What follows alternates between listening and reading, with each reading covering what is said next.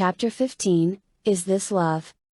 Darren stared at the shelves of books, old and new, before him with an air of faint reverence. Knowledge in all its forms held power, or so he believed. And to him the weight of that power was often palpable in any place dedicated to the storage, or creation, of the written word. The spice smell of old paper and cedar seemed almost bewitching, as Darren traced his fingers across the spines of the books before him. The Art of Ancient Saddle Arabia.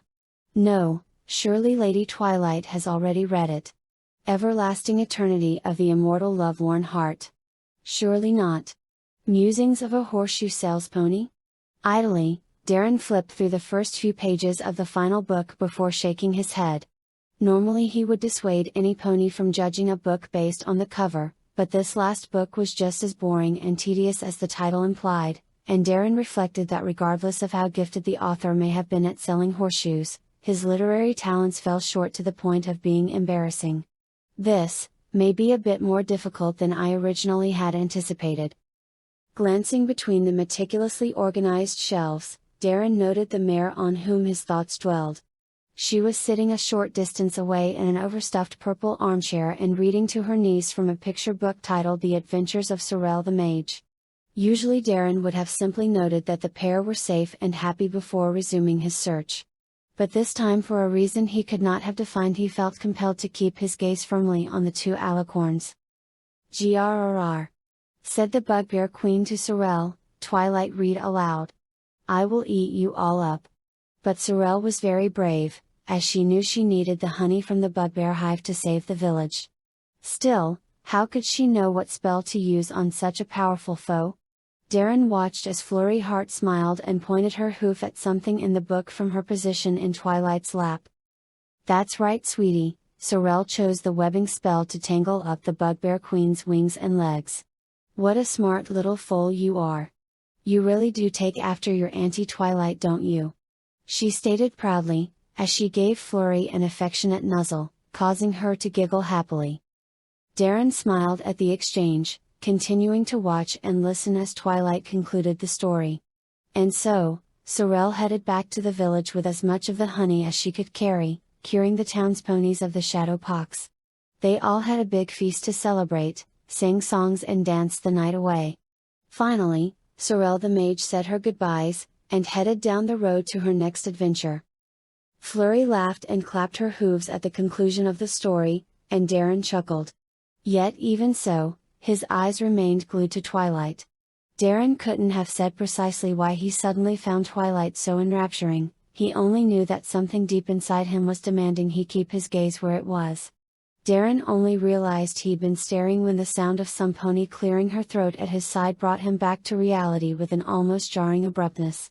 Erasing any sign of surprise from his features, Darren turned to regard the pony who had disturbed him with a polite smile. The pony before him was rather odd.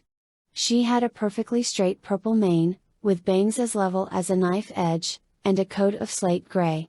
She wore a simple dress of viridian, its long neck folded outward, and held with a black belt at the waist. A pair of brown saddlebags marked with what looked like a rock hung across her back. However, it was her expression that drew one's attention. It was so neutral, it was almost like looking at a statue. Her mouth was a straight line that gave no hint of either a smile or frown. Her jade green, half-lidded eyes were devoid of emotion, and stared at Darren as if he wasn't even there. All in all, Darren had seen corpses more animate than this pony seemed to be. "You're Darren Grandel, right?" the pony asked in a deadpan monotone that sounded almost mechanical. Darren nodded. "I am indeed, m'lady. Is there something I can help you with?" he replied, wondering what business this strange pony could possibly have with him. "Here," she said, her tone still seemingly devoid of feeling, as she presented a small stack of papers with a pen clipped to it. "This is from my sister Pinky," the pony explained to Darren's well-concealed surprise. Darren had met Pinky for less than a minute, but her contrast with this pony was so stark you'd had to have been blind, deaf, and dumb not to notice. While Pinky was a barely contained ball of positive energy, this pony could almost have been a slab of granite, for all the emotion she displayed. Glancing down at the papers the pony had handed him, Darren arched an eyebrow in mild confusion. It appeared to be a questionnaire of some type, but the information it sought seemed strange, to say the least. Instead of asking things like medical history, or political inclination, the first question was, "What's your favorite flavor of cupcake?" Darren returned his gaze to the pony, an expression of mild puzzlement on his face. "Apologies, my lady, but, what is all this?" The pony didn't even blink as she replied. "My sister is the town's party planner. She throws a welcome party for every new arrival in Ponyville. This is to make sure she knows what you like," she explained, her expression never shifting an inch. Darren nodded slowly. "That is most kind of her, but please tell Lady Pinkamena that she needn't go through such trouble on my behalf." Darren might have imagined it, but for a second the pony's facial features seemed to display a hint of mirth. But it was gone before he could be certain. "My sister's already half done with the preparations, and trust me, it's easier to just go along with it. Once Pinky starts planning a party, I doubt even you could stop her." Darren chuckled, and despite the pony's odd mannerisms, he found himself warming to her. "Forgive me, I do not believe I caught your name," Darren remarked apologetically, as he began filling out the papers, using the back of a hardcover book for a writing surface. "I'm Maud," she said, glancing away in a manner that was strangely graceful, yet somehow contrived to be mechanical at the same time. In addition, now that Darren listened, he found he could almost make out the faintest of emotional inflections in Maud's voice. In this case it sounded like embarrassment? However, if the emotion had indeed been present, it was gone as swiftly as it appeared. "Well, Lady Maud, it is a pleasure to meet you," Darren stated warmly. "It's nice to meet you too," Maud replied, still averting her gaze slightly. They stood in silence together for a minute or so before Darren finished and handed the papers back. "Here you go, m'lady. Is there anything else you require?" After flipping through the papers, Maud shook her head. "No, that's everything," she stated, her monotone voice seemingly containing the merest phantasm of gratitude, that nonetheless defied verification. "Thanks," she said, placing the papers in her saddlebags, but as Maud turned to leave Darren was struck by a thought. "Lady Maud, if I may beg a moment of your time, perhaps you could help me with something?" Pausing, Maud turned around in a single mechanical, yet still oddly graceful, movement. Saying nothing, she simply waited for the Doomslayer to explain. "You see, I am trying to find a gift suitable for Lady Twilight," he said in a hushed tone, so as not to be overheard by any pony. "She has been most kind to me and I wish to show my gratitude. However, while I know her general preferences in literature, I must confess ignorance as to what she has, and has not, read. As you undoubtedly have known Lady Twilight far longer than I, any insight you could offer would be most appreciated." Cocking her head to one side, Maud considered the question, though her expression remained as unshifting as ever. "I don't think I can help you. I know Twilight primarily through my sister. We're friendly with each other, but aren't all that close." Darren nodded, hiding his disappointment as he responded. "I see. Well, thank you for your time, m'lady, and do offer your sister my warmest regards, as well as my appreciation for the party." Maud nodded, before once more turning to go.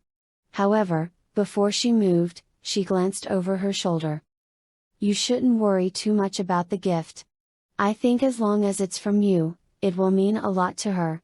Once again Darren thought he caught a faint glimmer of emotion, perhaps a hint of impish mirth in Maud's words. However, as before, he was uncertain of it as Maud disappeared from view.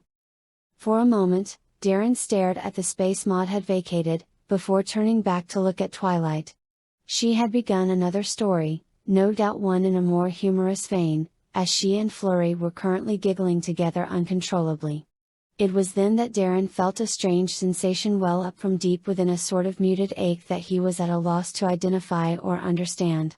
The sensation passed quickly, and while the feeling was too brief to fully process, it had felt strangely familiar. Shaking his head, Darren refocused himself on the task at hand with a renewed vigor. Staring down the aisles of books, his gaze fell upon one of a particularly old cast. The title was simply The Hero, written by some pony named Celeria Flairmane. Flipping through the yellowed pages, it became clear that the book was, in fact, an action romance novel about a hero who conquered his own inner monsters and faced an ultimate evil to protect the mare he loved.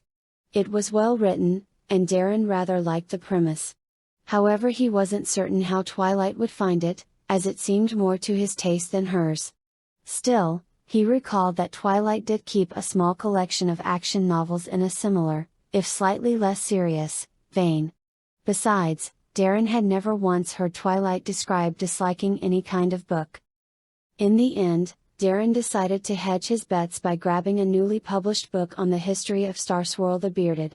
Chuckling, as he recalled how Twilight would talk endlessly about the ancient unicorn mage. Heading to the front counter, Darren took advantage of Twilight and Florrie's distraction to have the sales pony wrap the books in gift paper, and place them within a bag. His mission completed, Darren then returned to hiding among the shelves so he could keep an eye on Twilight while he waited for her to finish. Darren could, of course, have joined Twilight directly. But for some reason he was at a loss to articulate, he didn't want her to know he was watching. Looking at her now, Twilight seemed so full of life and joy, it almost seemed to radiate outward from her like the heat of a bonfire. Her smile was positively incandescent, and as she laughed with Florrie, it seemed so pure as to put all the choirs of heaven to shame. "Beautiful," Darren whispered, so low he himself almost didn't hear it. However, hear it he did, and just like that, the spell was broken, and the doomed slayer was abruptly jolted out of his strange reverie. Not that it had been a lie, Twilight was indeed beautiful, but to voice such a thought so abruptly seemed improper. Darren shook his head, trying to understand what his comment's motivation had been. However, try as he might, it was as if an impenetrable fog had shrouded his emotional memory of the last few minutes. "Perhaps I ought to consider sleeping at night once in a while, a simple reset of my mental faculties could do wonders," he mumbled to himself as he banished his confusion with a simple effort of will. Regardless, it wasn't as if he had done anything untoward. Twilight was a seraphim, her beauty both within and without was nigh immaculate, her beauty deserved appreciation. So why did he have a niggling doubt that there might be more to it than that? Shaking his head, Darren crushed his doubt, dismissing it wholly from his mind. His purpose in this outing was to serve Lady Twilight and Miss Florrie Hart, not debate his emotional state with himself. "Hey Darren, why are you hiding back there? Come out and join us," Twilight called, and Darren cursed that he had been noticed for an instant, before recalling his affirmation of purpose not 3 seconds prior. Darren put on a smile, even as he obliterated his wild musings, and replaced them with the iron discipline that he had used to conduct himself for over a millennia. He would think on his increasingly odd behavior later, but for now, the Seraphim called, and faithfully he would answer. Twilight watched Darren from a bench as he chased Florrie Hart around the Ponyville Town Park. She had originally been running around with them, but had all but collapsed onto the bench after less than 30 minutes. Twilight had always tried to keep herself in shape, but between the indefatigable warrior and the energetic toddler, Twilight found it amazing she had kept up as long as she had. Now, as she got her breath back, her lungs burning as she wiped trickles of sweat from her brow, Twilight found herself marveling at how perfect the day had been. Shopping, dining, talking, laughing together, and having fun with Florrie. It had been a day as close to true perfection as it was possible to get. However, the joy Twilight felt was marred by the fact that she still had only one answer to the question she had been pondering in the back of her head since they set out: why did she care for Darren? Twilight had always been a rules pony. She liked things to be logical and ordered, to be able to rationally explain things scientifically. So when Rarity had suggested approaching her crush on Darren with the question of why did she find him attractive, she had latched onto it. She originally thought to use a list she had made of Darren's most positive character traits to quantify her feelings, however, reading it over, she had been less than pleased. The list was filled with traits that were at best superficial, and at worst stalker-ish. For example, She had devoted an entire 4 bullet points to how wonderful Darren's hair must smell. Twilight knew she loved Darren. She loved his nobility, his gentle nature, his strength of character, and unflinching sense of duty. He was strong in a way that Twilight envied at times.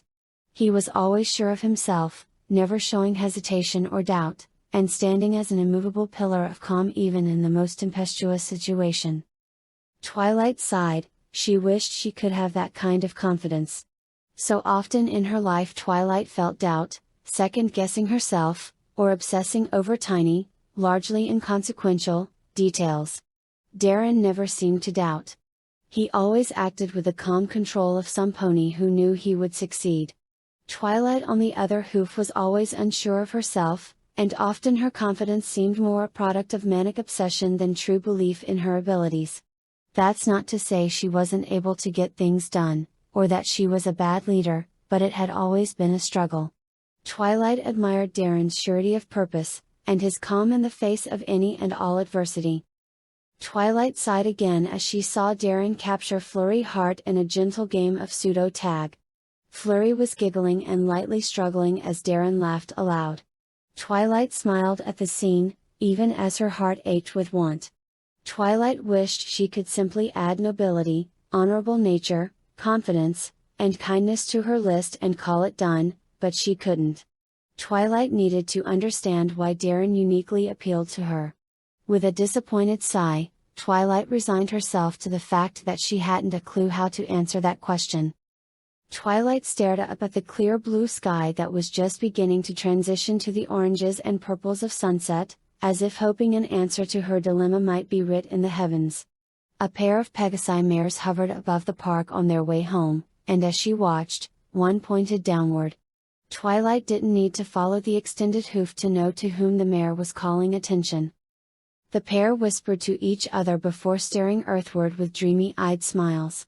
Following their gaze, Twilight watched as Darren cradled a finally exhausted Flurry Heart in his arms. Twilight felt her heart melt as she watched Darren stride forward and bend his head down to gaze gently at the yawning alicorn as she closed her eyes, a happy smile on her cherubic features. How it was possible for such a mighty warrior to look so gentle, Twilight could scarcely comprehend. "Lady Twilight," Darren greeted softly, moving with a studied grace so as not to disturb his sleeping charge. "I believe it is time we head back to the castle, if we are to put Miss Flurry to bed and be ready for dinner on a sensible timescale." Twilight could only nod her agreement. Cadence and her brother had insisted that tonight's dinner would be their treat, and had reserved a table for themselves, Twilight, Spike, and Darren at the fanciest restaurant in Ponyville. They had initially asked Starlight to join them as well, but she had opted to remain behind to look after Flurry Heart. She had insisted that she had some studying to do anyway. For a moment Twilight did not speak as she stared up at the towering figure of Darren Grandel. In that instant, with the sun just over his shoulder, his face half hidden in shadow, Darren looked strangely ancient, like a statue from a past age. Standing unmoving, he seemed so much older, though his face remained as youthful as ever. To Twilight it felt as though he stood apart from all other living things. He stood as one who had seen the passing of centuries, yet stood eternally immune to their ravages. Darren seemed as if he had always been there, and that he always would be there. Twilight found it strangely comforting. Her list could wait for now. All she wanted was to savor spending time with the stallion who had so changed her life. Returning to the castle, Twilight and Darren dropped off Flurry Heart, and spent an hour to shower and dress before joining the rest of their group. The quintet of Spike, Twilight, Cadence, Shining Armor, and Darren Grandel then set out for the restaurant. The sun had set, but enough light still remained to dim the stars slightly as the moon began to peek over the horizon. Throughout Ponyville, buildings were lit from within by the refulgent glow of candles and magically powered lamps. As the group walked through the still busy streets, the hum of the Ponyville's nightlife created a pleasant background noise. Walking side by side, the Doomed Slayer and Cadence had at some point wandered ahead of their main group. Darren suspected this was more by design than accident. Cadence was undoubtedly setting the pace, and it seemed likely she had wanted to talk to him alone.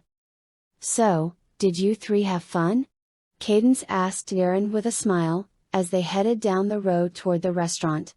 Darren nodded, favoring Cadence with his habitual gentle grin. We did indeed, Lady Cadenza. It has been a long time since I was able to so thoroughly enjoy myself, he responded. Did Fleury behave herself? Cadence asked conversationally, and Darren nodded. She was a bit fussy at times, but overall I have seldom met so clever, or well-behaved, a child. You and Lord Shining have much to be proud of, he said, his tone faintly wistful. Cadence let out a laugh. She's usually a real hooful. I can't count the number of times she's covered me and her father in mashed peas, or made us chase after her when it was time for bed. You're a true natural with children, she remarked. Darren simply grinned, taking the compliment in stride. The secret to keeping children close is to tell them to seek the horizon, and the secret to keeping them still, is to tell them to run, Darren stated with a chuckle. Cadence glanced up at the Doomslayer with an upraised eyebrow. Old comedian proverb, he explained. Essentially, children shall always do the opposite of what their elders tell them. Cadence nodded. Any other words of wisdom for new parents? Cadence asked with a smirk. Darren paused, and for an instant Cadence saw a strange look flit across his face. For a single instant, Cadence saw a look of infinite pain and regret appear on the Doomslayer's features. However, Darren's voice betrayed nothing as he replied. Treasure every waking moment you spend with your child, and even should it require all else to be cast into oblivion. Protect her. Cadence mulled over the strange advice for a moment before opening her mouth to ask a question, but it died on her lips as they reached their destination. The restaurant was an imposing clapboard-sided, white building, with large parrot-hooded windows, and a towering cupola dominating the center. An extensive porch with white milled railings extended across one side of the building, and the steeply pitched gable roof was accentuated with decorative panels and fan brackets. The overall layout put one in mind of a large Victorian manor house that had been carefully converted to an upscale restaurant. A ornate sign in front of the building proclaimed it as the Golden Crown Inn. Wow, how did you even know about this place, Cadence? Twilight asked in an impressed voice, as she, Shining, and Spike caught up with Darren and her sister-in-law. A friend in the Crystal Empire recommended it, Cadence replied with a smile. He said the food was to die for and that they had live music every night. What do you think? She asked. I think you're trying too hard to impress us, honey. Shining commented, with a light laugh. Cadence shot her husband a look of feigned irritation. Guess this explains why we all had to dress up, huh? Spike whispered to Twilight, who nodded her agreement, privately wishing she had chosen a nicer dress. She was wearing a simple jet black dress gown embroidered with purple lilies that matched her coat. Meanwhile Spike, and Shining, had chosen a white and black tux respectively. While Cadence had worn a sea green dress trimmed in gold, and stitched with designs in the shape of roses and vines. Darren had simply gone with the dressy shirt, cravat, vest, jacket, dress pant ensemble he had worn the previous day, freshly laundered, and with a lover's blessing flower he had taken from the vase in his room pinned to his lapel. An earth pony stallion with a gray coat and perfectly parted black mane, wearing an immaculate tuxedo, and sporting a pencil-thin mustache glanced up at them as they approached. His expression swiftly went from bored to open-mouthed astonishment upon recognizing the group before him. Seeing the Princess of Friendship arrive for dinner would have been surprising enough in itself, but add to that the royal family of the Crystal Empire, and the imposing figure of the Doomslayer, and it was enough to stun even the best trained professional into a gawking silence. We have a reservation at 7, Cadence party of 5? Cadence prompted with a smile. To his credit, the maître rallied exceptionally well, glancing at the reservation list with only a minimum of stumbling. Ah, yes of course, right this way your highnesses, he replied in a tone of heavily restrained excitement, grabbing 5 menus and motioning them inside. As they entered the building, Darren noticed the impression of a multi-room structure as seen from the outside, was actually a clever ruse. The interior was almost entirely one room, broken only by support beams of lacquered oak, carved into the shapes of large ponies standing on their back legs, forelegs raised as if in rapturous celebration to meet the ceiling. Lush red carpeting covered the floor, from wall to paneled oak wall. The windows were flanked by golden curtains stitched with vine-like scrollwork in silver thread. Dotting the room were circular tables covered in dark purple silk tablecloths, with white cloth napkins and perfectly polished silver, and lit at the center by a brightly flickering arrangement of candles. All the tables were placed in a semicircle around a modest stage covered by black, crushed velvet curtains. Darren marveled that the entire structure seemed larger on the inside than it appeared outside, and suspected that magic might have been used to expand the interior. All told, it was quite a pleasant place. Most of the tables were packed with ponies, talking, laughing and eating, but as they caught sight of the newest party being led to their table, a hush rippled outward, the din of conversation being replaced by excited whispers. Slowing his pace, Darren fell into step beside Twilight, who seemed slightly embarrassed at all the stares being thrown their way. As they reached the table, ignoring the stares and whispers, Darren swiftly pulled out a chair for Twilight. Blushing at the gesture, Twilight took the offered seat, taking comfort in Darren's staunch refusal to acknowledge the gawking of the ponies around them. "Thank you, Darren," she stated softly, as her crush gently pushed the chair in. "My pleasure, Lady Twilight," he responded with a slight bow, before taking his own seat right next to Twilight. After they were all comfortably seated, the maître clapped his hooves, and several ponies in near-identical tuxedo attire, appeared almost from thin air, to place menus and glasses of ice water in front of each of them, before once again disappearing. "Would you like to hear a list of tonight's specials, Your Majesties?"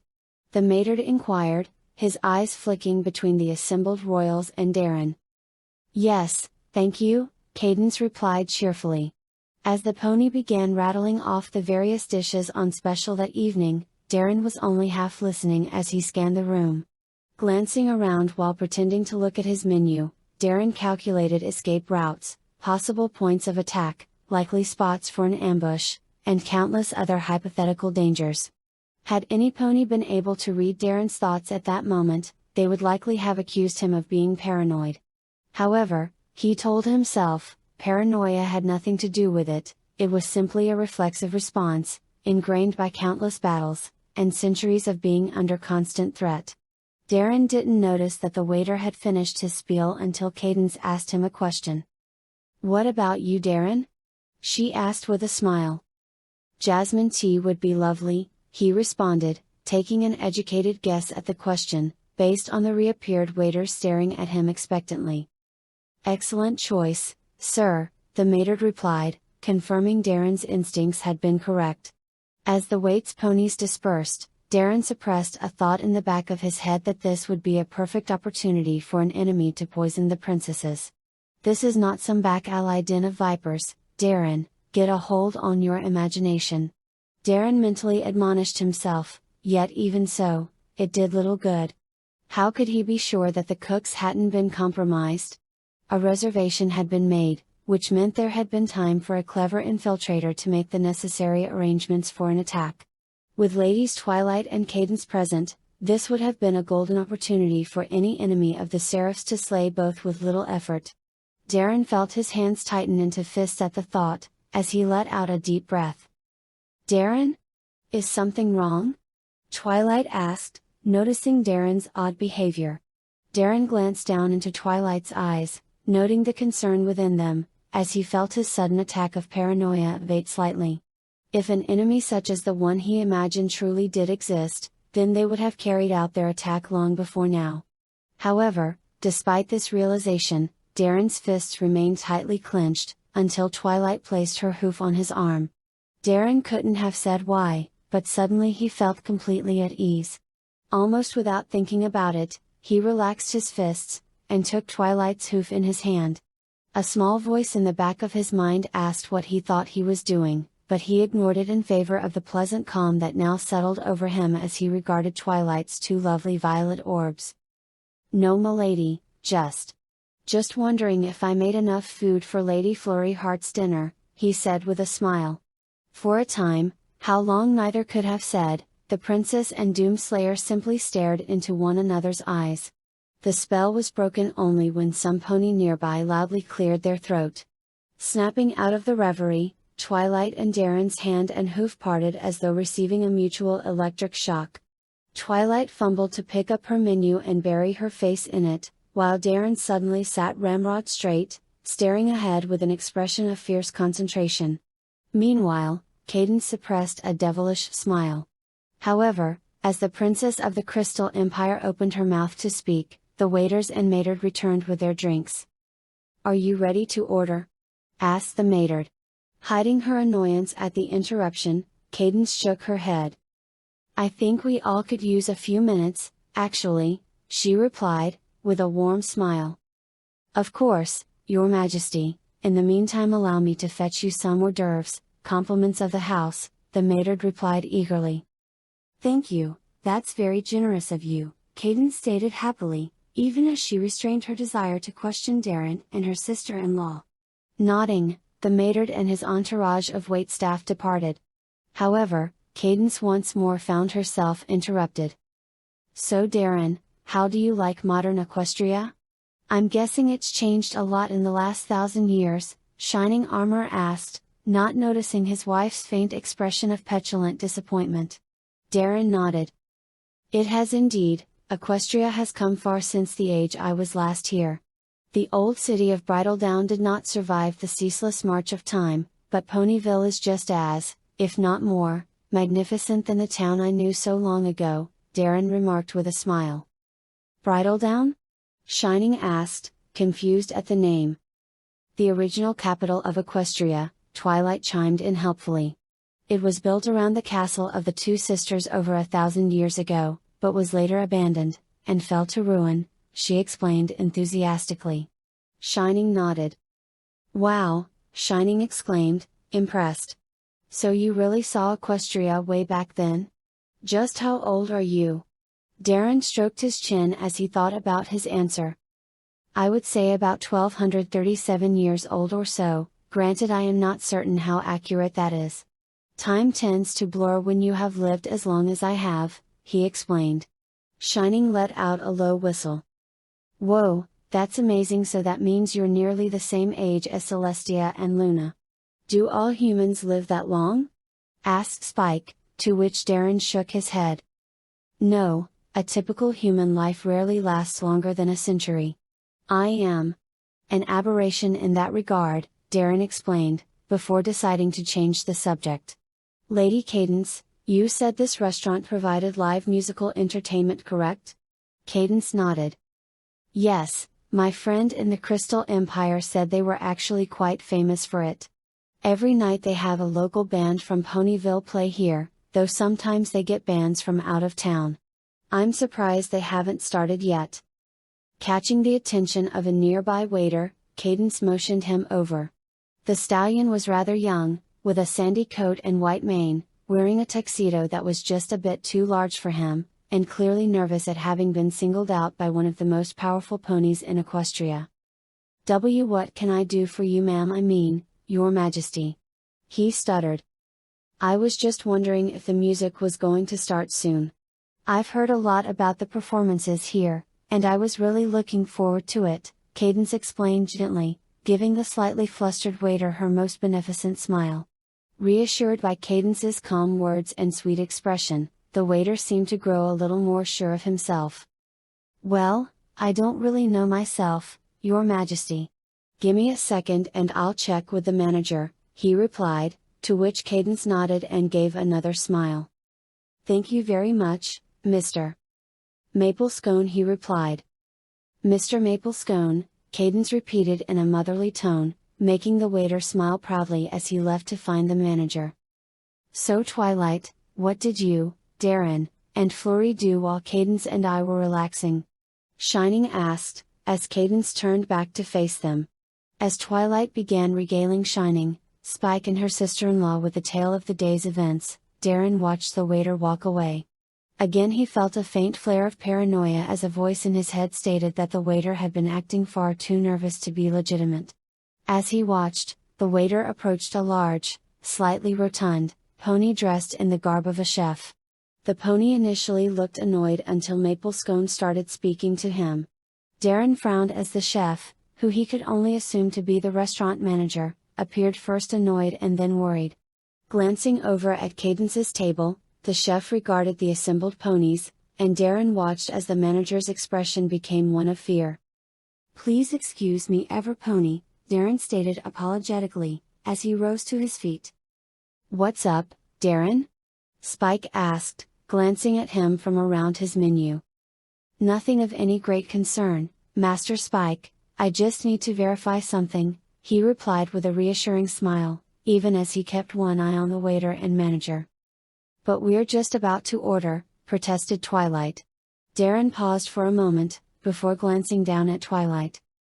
"Then might I trouble you to order something for me, my lady?" he asked gently. Twilight's confusion over Darren's actions was instantly replaced with a sudden feeling of elation. In many of the books Twilight had read while doing her relationship research, ponies ordering for one another was regarded as a highly romantic gesture. The thought that Darren, of all ponies, would ask her to do such a thing made her all but melt. Are you sure?" Twilight asked, struggling not to let her emotions run away with her. "Indeed, I have every confidence that whatever selection you make will be perfect," Darren stated with every sign of sincerity. Feeling the blood rushing to her face, Twilight buried her face in her menu again. All right then," Twilight replied, her voice sounding far higher than normal. "Thank you, Lady Twilight," Darren stated, before turning and heading toward the manager on the other side of the restaurant. However, he made it only 3/4 of the way when a faintly familiar voice hailed him. "Hey, Darren, what's up?" The exuberant voice instantly directed the attention of Everpony in the immediate vicinity to the alien warrior, who cursed under his breath. He had been hoping to reach his destination with a minimum of notice. However, recovering swiftly, Darren subtly adjusted his course to make it appear as if the table the voice had come from had been his intended destination all along.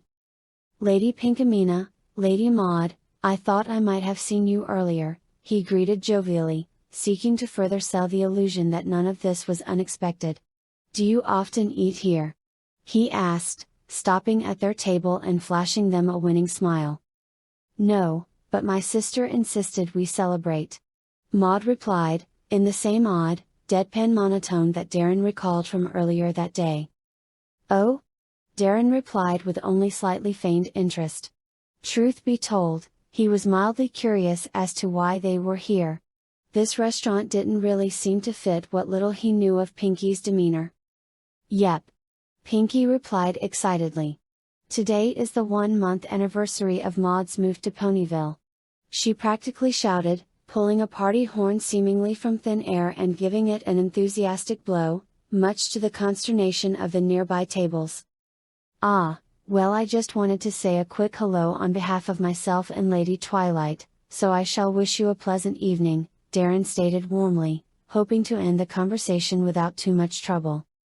"Okie dokie Loki," Pinky stated happily. "Don't be a stranger," Maud added, and again Darren heard that phantasm of emotion in her voice that from any pony else he would have labeled enthusiasm. Giving a warm smile and a polite bow, Darren made to turn around, pretending to stop and glance at the manager as though seeing him for the first time. Walking swiftly toward the pony in chef's garb, Darren put on his most personable smile. As he drew closer, he noted the pony had a yellow coat, curly orange mane, and cutie mark depicting sliced carrots being added to a pot of what Darren could only assume was stew. "Excuse me, my good stallion," Darren greeted happily. "Might you be the owner of this fine establishment?" he asked, as if he had no idea. The stallion in question froze for an almost imperceptible instant at finding Darren addressing him directly, a reaction that served to ratchet up the Doom Slayer's paranoia another few notches. "Yes, sir, Mr. Grandel," replied the pony, clearly struggling not to stare at Darren's imposing form. Deciding to cut right to the heart of the matter, Darren spoke in a tone of simple curiosity. "Is everything all right? You seem nervous," he inquired. The effect was immediate. The orange-maned pony looked petrified for an instant, and Darren tensed, half expecting the pony to yell out an order to attack. Instead, the pony let out a heavy sigh, before looking shamefacedly down at the floor. "I suppose it was foolish to try to get anything past the hero of Ponyville," he admitted, and Darren's eyes narrowed as he prepared for a battle. "I'm sorry, but I don't think there will be any music tonight," the pony explained. Darren instantly did a double take. "Forgive me, but, what?" Darren asked, his expression becoming one of confusion. The pony cringed at Darren's tone of faint annoyance. "Well, the lead vocalist of the band we had scheduled for tonight came down with a nasty case of red fever, and had to go home. She just left. I'm so sorry, I know your party was looking forward to hearing them play." The pony bowed his head as Darren struggled to wipe the look of confusion from his face. "What?" he blurted out again without thinking, as his paranoia gave way to a combination of embarrassment and shame. The pony before him glanced warily up from his bow, confusion etched on his face. "Isn't that why you're here?" he asked uncertainly. Marshalling his thoughts, Darren forced himself to give a warm smile.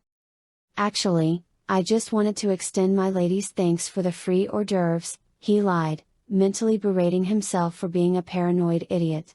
"But seeing as you have brought this matter to my attention, I suppose it behooves me to help you remedy it," Darren said, as his mind, well practiced in making plans on the fly, conjured a method that might both amend his misjudgment of this stallion's character, while giving Twilight, Cadence, Spike, and Shining Armor an evening they would not soon forget. "Really? How?" the manager asked curiously. Darren smiled. "Tell me," he said, glancing at the currently unoccupied stage. "Is the band in question still here?" Twilight glanced up and down the menu trying to decide what Darren would like, and feeling an ever-rising panic as she reviewed her choices. Charred asparagus with whipped herbed red potatoes, and grilled portobello mushrooms? Minestrone soup with zucchini pancakes covered in herbed cheddar sauce? Baked eggplant stuffed with daisies and violets, with a side of hay fries? Rigatoni and red sauce, with roasted peppers and scallions? Why do there have to be so many choices? However, Twilight's frenzied mental debate was suddenly interrupted by Cadence audibly clearing her throat. "You know, I always wondered what kind of pony you would fall in love with," she stated conversationally, a sly smile adorning her features. Twilight instantly froze, her mind seizing up, and her menu falling from her disrupted levitation aura with a faint thud. For several seconds, Twilight was incapable of movement or speech, as her eyes darted to the positions formerly occupied by her brother and number one assistant. "Don't worry, Spike," and Shining went to the restroom. "It's just us girls now," Cadence stated in answer to Twilight's unspoken question. "How did you?" Twilight trailed off. Cadence responded by giving her sister a smug look before flicking her eyes at her own flank. "Right," Twilight responded in a deadpan tone, recalling the crystal heart cutie mark hidden by her sister-in-law's dress. "Honestly though, Twilight, you aren't exactly subtle about it. I've seen avalanches that were more discreet. So when did you tell him? And don't skimp on the details, I want to hear everything," Cadence stated with a salacious grin. Twilight, however, suddenly looked oddly depressed. I haven't," she replied lamely. "Haven't what?" Cadence asked, her tone becoming one of mild confusion. "I haven't told him how I feel," Twilight responded, a hint of bitterness creeping into her voice. Cadence gave her sister-in-law a look of faint disbelief. "Why not? It's obvious you love him, and I get the impression he might like you, so why?" "Because I don't know why," Twilight all but yelled. "I love him so much it hurts. But every time I try to explain why, all I can come up with is stupid generic reasons," Twilight stated, her bitterness and frustration dripping from every word. Cadence was taken aback momentarily by her sister-in-law's angry declaration. "Explain," she stated, her voice becoming one of motherly concern. Twilight hesitated for a moment, before describing the advice Rarity had given her, and her struggle to quantify her feelings. Cadence absorbed the information in silence.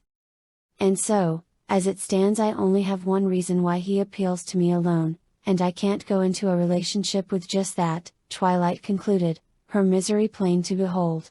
Cadence gave Twilight an appraising look. "Tell me, Twilight, what are some of these generic reasons you like Darren?" she asked calmly. Twilight didn't even need to think about it as she replied. "He's kind, thoughtful, hard-working, he's humble and never sees himself as above any pony. He's confident, he never breaks his word, and he's incredibly smart. And when some pony needs help, he's the first to step forward. Whenever I'm around him, I feel more confident. When he's at my side, I know I can handle whatever life throws at me. He's great with kids, he loves to read, and whenever I'm with him, I feel, I don't know, complete. Like a part of me I never knew was missing has come back to me." Twilight's words were passionate, and Cadence could feel the conviction in every syllable. However, the instant the list ended, Twilight's expression fell, and her tone became dejected. "But that's what every pony likes about him." She trailed off miserably, placing her head despondently on the table in front of her. However, to her unconcealed surprise, Cadence simply shrugged. "So?" she asked, causing Twilight to look up at her in confusion.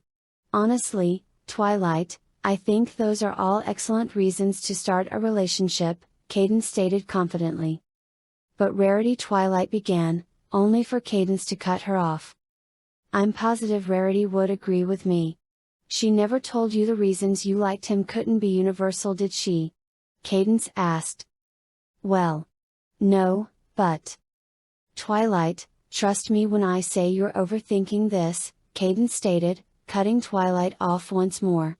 "Do you think all the reasons I love Shining are exclusive only to me?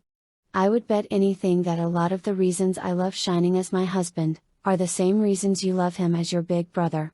Does that mean I'm not allowed to love him for those reasons?" Cadence demanded. "Of course not," Twilight replied instantly. "Well, there you go then," Cadence declared. "Twilight, it's obvious to me that you have more than just some simple crush on this stallion. Take my word for it, you definitely love him, and based on what you just told me, it's for plenty of good reasons. Now to be fair, I can't say for certain what Darren's feelings for you are. I get the feeling that he likes you, but at the same time I'm not quite sure. Maybe it has to do with him being a human, but he is insanely hard to read. Regardless, you'll never know if you don't try," Cadence stated, placing a sisterly hoof on Twilight's shoulder. However, before Twilight could formulate a response, a familiar voice interrupted. "We're back. Did we miss anything?" Shining Armor asked cheerily, as he and Spike took their respective seats. "Just some private girl talk between sisters-in-law," Cadence replied with a surreptitious wink at Twilight, who responded with a grateful smile. "Great, so are you two ready to order?" "I am starving," Shining replied with a grin. "I second that," Spike added. "Yes, I think we're ready." "Twilight?" Cadence asked, with a glance at her sister-in-law. "Yeah, I think I'm ready, and I'm pretty sure I know what to get for Darren," Twilight responded with a nod, feeling as if a great weight had been lifted from her shoulders by her conversation with Cadence. "Say, where is Darren? I'd have thought he'd be back by now?" Shining asked, glancing around in an attempt to locate their alien companion. Twilight, Spike, and Cadence also tried to determine Darren's whereabouts but were forced to give up when the waiter arrived to take their order and present them with a plate of complimentary hors d'oeuvres. Placing their orders and exclaiming their gratitude for the artfully sliced vegetables with whipped cheese and pepper dip, the group looked around again for their missing friend. "Huh, I wonder where," Spike began, only to be interrupted by the matron speaking into a microphone on the stage. "Fillies, and gentle colts," he began, with a showpony's smile. "First, we wish to thank you for your patience in waiting for this evening's entertainment. Second, I am sorry to say that due to unavoidable complications, we are only going to be able to put on a show of 2 songs." This was greeted with sounds of confusion, and 1 or 2 shouts of anger. However, the matard was unmoved, continuing to smile as if he heard none of it. I understand that some of you may find this less than ideal, but it was necessary to accommodate the brief time our vocalist has. At this admission, Twilight and Spike looked at one another with disbelieving expressions. You don't think, Spike trailed off as the matard gestured with a hoof at the parting curtains. Fillies and gentle colts, please join me in welcoming the soul mares, and guest vocalist, Darren Grandel, he declared, as the enormous black velvet curtain whisked aside to reveal Darren and the band, to the stunned amazement of all present. Ponies glanced at one another in wide-eyed confusion, and Twilight heard a number of ponies asking in hushed tones if Darren was even able to sing. Twilight already knew the answer to that question, but found herself struggling to imagine what song Darren could possibly know that would fit this situation. Striding up to the mic, Darren spoke into it with the same calm tone Twilight knew so well. Good evening Everpony. I must apologize that I can grant only a brief performance. But as I am here with friends, I am afraid it is all the time I can spare, and I humbly ask your understanding, he explained with an apologetic bow. Now, before we get started, I would like to thank Lady Pinkamena Diane Pye for so generously providing us with the sheet music for tonight's songs. A polite smattering of applause greeted this pronouncement as the band finished a few tiny adjustments on their instruments.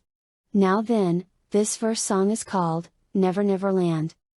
The song began with one of the band ponies beginning to pluck out a simple tune on his guitar, with a drummer and pianist adding in their sounds shortly after.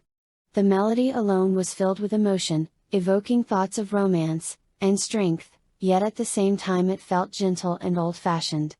Then Darren began to sing, and the ponies assembled felt their breath taken away. Never Never Land. With his head lightly bobbing and foot tapping to the song's rhythm, Darren looked out at the audience through half-lidded eyes. He was hunched over slightly with one hand thrust into his pocket while the other held the mic. His body language matched the song's tone perfectly, conveying a sort of exhausted hope that unfailingly reflected the emotions the song inspired. As the shock of hearing Darren sing for the first time wore off, the ponies found their bodies swaying to the music, their eyes closed as they lost themselves in visions of long roads traveled, love won and lost, and a life lived in search of an impossibility, yet filled with hope. As Darren sang, Twilight felt her heart swell and fall with the music. To her it was as beautiful as anything she had ever heard, filling her alternatingly with a sad longing and unbridled passion. The song ended to raucous cheers and thunderous applause, as Darren and the band members waved and bowed their thanks. Pinkie Pie was, per usual, the loudest, screaming her head off in approval, while waving a large blue pennant saying Go Darren in blocky white letters, and her face painted as if she were a hoofball fan. Twilight meanwhile, surreptitiously swallowed the drool that had accumulated in her mouth and shifted uncomfortably in her seat, while simultaneously blushing and praying Darren would choose a slightly less stimulating song for his second performance. As the applause died away, Darren motioned for quiet as he once again addressed the room. I am glad you all enjoyed that and even more grateful that I was able to avoid irrevocably embarrassing myself publicly, he said with a wry grin, the audience responding with smiles and light laughter. Now, I would like to dedicate this next song to Lady Miyamori Cadenza and Lord Shining Armor of the Crystal Empire, in honor of their visit. The song is entitled She Is Love. Please enjoy. The song opened with the gentle notes of the electric guitarist, but this time the rhythm was smoother and more melodic. The sound was almost tragic at first, low and sorrowful, and indeed so too was the first line or two of the lyrics. She is love. Twilight, and indeed all those present, were blown away by the sudden, yet seamless, shift in tone. The lyrics and sound suddenly transitioned from beaten down and tragic to one of the most hope-filled and inspiring songs any pony present had ever heard. Twilight felt her heart swell with joy, even as she felt her eyes rim with tears. Holding the mic, Darren enhanced the effect of the song with simple gestures of his hands and arms, subtle movements that gave a visual narrative of the emotions the lyrics were supposed to convey. Even the expressions on Darren's face were part of the performance. As with his gestures, the effect was subtle, but nonetheless enhanced the effect of the words in a way that few could have explained. A gentle smile here, a prolonged closing of the eyes there, and even a longing glance on occasion. What's more, the song itself was a perfect choice. It could almost have been written specifically for Cadence. And Twilight wondered if somehow Darren had written it himself at some point that evening. As the song faded, Cadence struggled to maintain her composure, even as Shining wiped a profusion of tears from his face with a napkin. As a princess, she was used to ponies giving her special consideration, even as she wished they would just treat her like any pony else. She had been presented with piles of gems, paintings of herself that displayed her as far more flawless than she knew she was, and endless other trinkets and baubles from nobility seeking her favor. None even came close to moving her as much as this one song. Like so many other things, the song idealized her actions, yet seemed to do so in such a way as to encourage, rather than praise. Hearing the lyrics made her feel like she wanted to live up to them, making her want to be a better leader, wife, and mother. It was easily one of the most wonderful gifts she had ever received. As the last notes of the song died away, the ponies cheered and applauded so loudly that the entire structure shook. Even the waitstaff had paused in their duties to applaud and whistle, many displaying tear-stained faces that nevertheless shone with bright smiles. Darren bowed, before gesturing to the band behind him with a grateful smile. Fillies and gentle colts, a round of applause for our truly stellar entertainers this evening, the soul mares, he declared enthusiastically, stepping aside so that the 4 ponies manning the instruments could take center stage. Another cacophony of cheers and applause greeted the 4 musicians as they took their bows. As they did, Darren smiled, gesturing to each pony in turn. On drums, Master Beatman. On acoustic and electric guitar, Lady Rhythm Hoof. On bass guitar, Master Heart Tone. And last, but far from least, Lady Soul Chime on piano and synthesizer. Each introduction was met with another round of stomping applause and cheering approval, as the entertainers each took an individual bow, grateful that Darren was taking the time to highlight their contribution. However, as they turned away from the cheering crowd to thank him, he was already walking away. Twilight watched as Darren strode off the stage, winding his way slowly back toward their table. As he went, he was continuously followed by ponies stomping their hooves in applause or whistling their appreciation for his vocal performance, to which he responded with a polite nod or wave. At one point he was delayed briefly by Pinkie Pie, who exchanged a few quick words with him, the whole while looking as excited a foal on hearth's warming eve. As they finished, Pinkie shot back to her table in a magenta blur of motion, as Darren shook his head and continued on. Finally taking his seat, Darren glanced over at Twilight and the others with a self-deprecating smile. "Apologies, Everpony, I know I should not have kept you waiting like that. Please forgive me," he declared sincerely. Twilight opened her mouth to reply, but Shining beat her to it. "Forget that. Darren, that was amazing. Where in Equestria did you learn to sing like that?" he demanded, giving Darren an incredulous expression. For an instant Twilight thought she saw something approximating discomfort cross Darren's face, but it was gone before she could be certain. "Oh, here and there," he said evasively. Then Cadence chimed in. "I'm kind of curious myself, Darren. Twilight and Spike told us about that marching song you sang for them the other day. But there's no way you could have gotten that good without at least a little formal training," she stated, looking at Darren expectantly. Darren stayed quiet for a moment, as if internally debating what to say. Finally, he spoke. "My wife. She was the reason," he said, his tone hesitant. Instantly, the whole table was silenced. Then after a long uncomfortable pause, Cadence finally spoke in a voice filled with sympathy. I'm sorry Darren, I didn't mean to, I had no idea," she began, but Darren cut her off with a raised hand. "It is all right m'lady, you did not know," he said. Placing her hoof on Darren's arm, Twilight gave him a concerned look. "You don't need to tell us," she said softly. Darren turned to favor Twilight with a grateful smile, and she blushed faintly as he placed his hand over her hoof in gratitude, before replying. "It is all right Lady Twilight, I will be fine." He turned to address the rest of the table. My wife and I lived in a small town just outside of the capital of my home country Kind, called Stolheim. Not long after we moved there, Kira discovered the local tavern had a karaoke night every weekend. After we attended one night, she fell in love with it. Unfortunately, back then I was an absolutely abysmal singer. Kira, however, was an undiscovered prodigy. Her voice was the talk of the town for months after her first performance. And I dare say that much of the weekend traffic at the tavern was entirely her doing, Darren explained, actually managing to chuckle slightly at the memory. So how did you get so good then? Spike asked, slightly confused, and to his surprise, Darren actually laughed. Well, to put it bluntly, Kira forced me to learn, he said with a smile. Twilight looked at Darren in mild shock at the idea of any pony forcing him to do anything.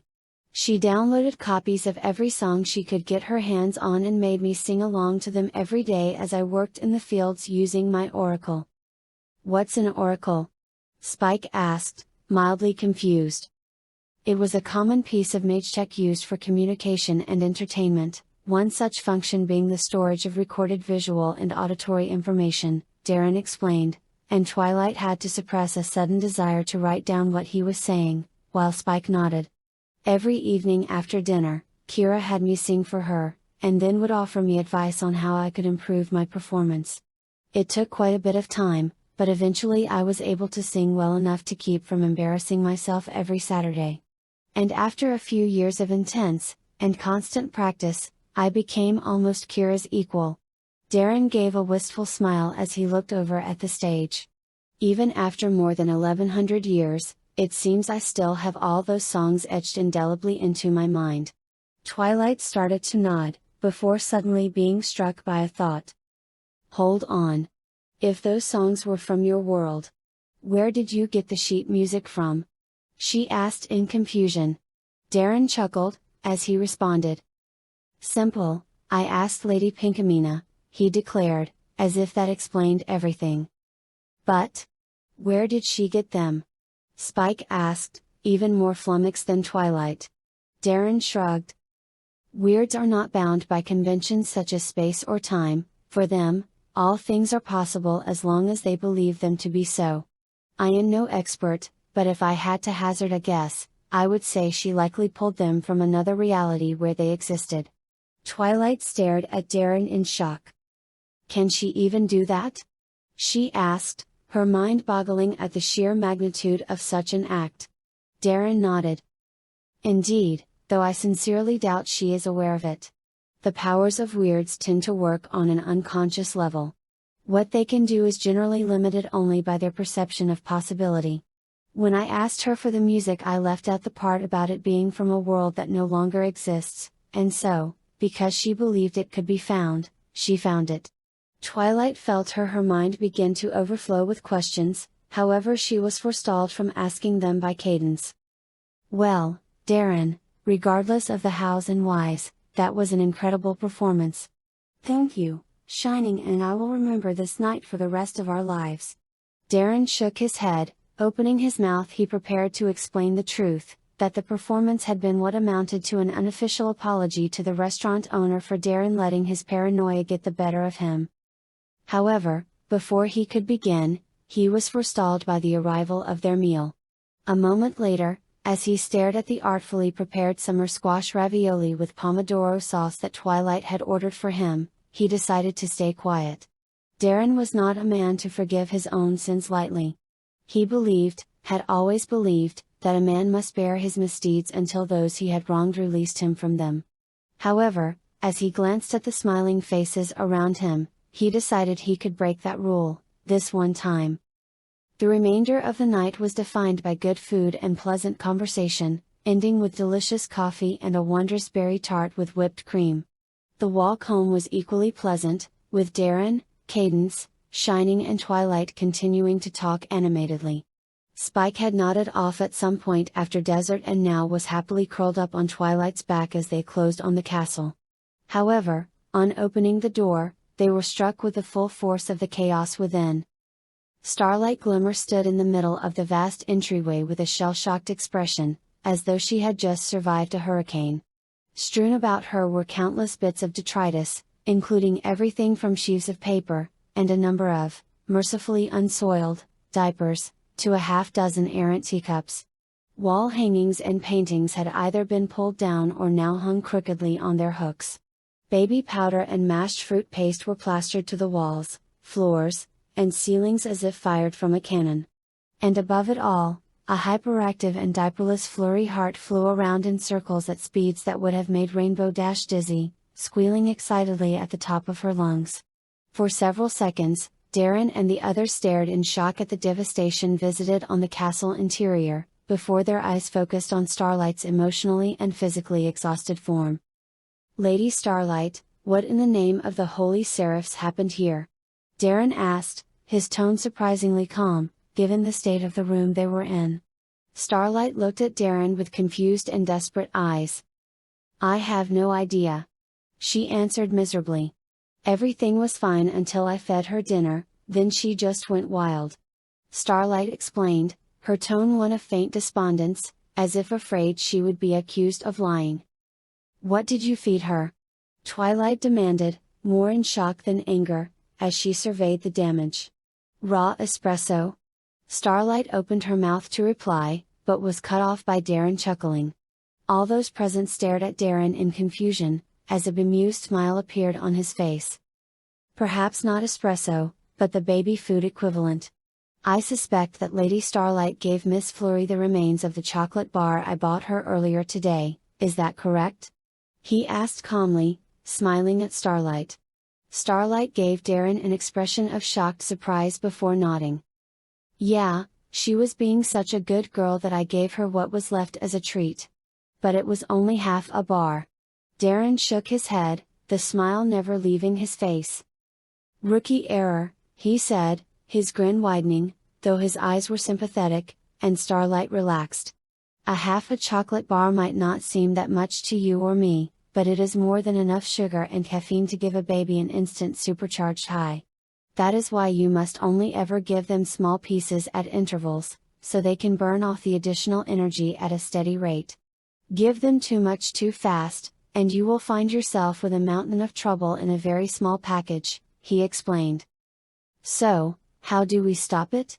asked Cadence, making a mental note to contact Darren in the future whenever she had questions about parenting.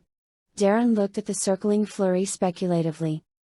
"How long since you gave her the chocolate?" he asked, glancing at a rapidly recovering Starlight. The knowledge that Darren had a plan did wonders for her frazzled state of mind. "About 2 hours ago," she replied, and Darren nodded. "That should be about enough. The candle that burns twice as bright, burns 3 times as quickly. All we need to do is get her to hold still for a bit." "Oh, is that all?" Starlight declared sarcastically, her mind focused by a distinct stab of irritation. After all, what did Darren think she had been doing? Ignoring Starlight's annoyed tone, Darren nodded. "Indeed, once Flurry's body has a chance to realize how much energy she has expended, it should begin to shut down." Starlight arched a mildly disbelieving eyebrow. "And how do you suggest we do that, oh wise one?" she asked, sarcasm practically dripping from her words. Starlight knew she was being rude, but given how insane the last 2 hours of her life had been, she just didn't give a buck. Darren smiled. "One more performance should do it," Darren stated softly, though it was unclear whether he was addressing Starlight or himself. Taking a deep breath, Darren began a song, one which he never believed he would need again. "Blue Sky Blue." As Darren sang the ancient song, Flurry fell silent and stopped her gyrations. Hovering in place, she was held as if hypnotized before beginning to slowly float down to earth, and she wasn't the only one to be spellbound. Even without needing to be told, the assembled ponies could feel this song was special. From the way Darren sang it, to the words within it, they could tell that this song meant more to Darren than mere words could explain. This song was not meant for an audience, nor meant for mere entertainment. This was a song to be heard only by those few who held a special place in Darren's heart. Never to be requested on a whim, this song was one only to be sung in the presence of those who Darren had chosen to gift it. And it was beautiful. Those assembled did not realize they had been crying until the song's last note had faded into silence. More than once, ponies had been moved to tears by the emotions conjured by the songs Darren had sung. But this was different. This was not moved to tears, this was ponies truly weeping. Yet, had they been asked, none could have said what was so sad about the song. It was not a mournful song by any stretch, if anything it was wonderfully sweet, but somehow, all save Flurry Heart and the sleeping Spike, found themselves fighting tooth and nail to avoid breaking down sobbing. Cadence continually wiped her face clean with the back of her hoof. Yet despite her best efforts, she could not stem the steady trickle of liquid from her eyes, even as Darren presented her exhausted daughter to her. "You all head off to bed. I shall take care of the cleanup," he said softly. Cadence nodded. "Thank you for sharing that, and..." "Thank you," she replied, unable to complete her thought, and with a voice heavy with emotion. Darren nodded, as the assembled ponies headed silently to bed, unable to think of any words to express how they felt. Only one turned back. "Darren?" Twilight asked, not certain what she wanted to say, but intent on saying it anyway. "Milady?" Darren responded, trying to avoid showing how his last performance of the night had left him feeling. Twilight hesitated. "That song." She trailed off, and Darren nodded. It was all the confirmation Twilight needed, as she turned to head upstairs. Now was not the time to say what she wanted to say. Not now, not after that. Not after Darren had sung his long-dead daughter's favorite lullaby.